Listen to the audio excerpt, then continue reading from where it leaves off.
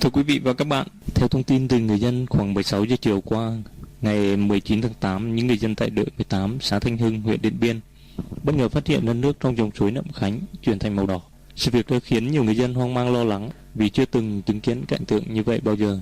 Ngay sau đó, người dân địa phương đã báo cáo lên cơ quan chức năng để có mặt xem xét và xử lý.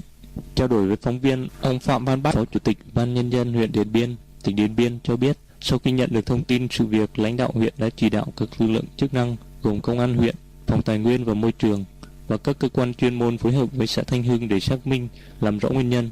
Qua trực tiếp kiểm tra tại khu vực nơi trên, các cơ quan chức năng đã phát hiện ra một thùng phi với nhiều túi ni lông nghi chứa hóa chất lạ phía đầu nguồn con suối.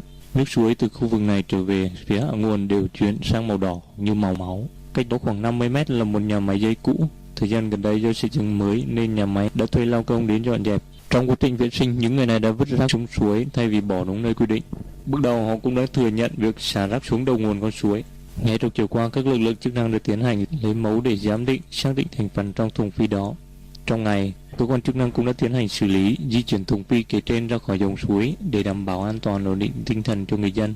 Hiện nay nước suối đã trong trở lại. Theo Bách, đây là khe suối nhỏ bắt nguồn từ trong rừng và chảy qua những cánh đồng, sau đó đổ ra sông Nậm Rốm.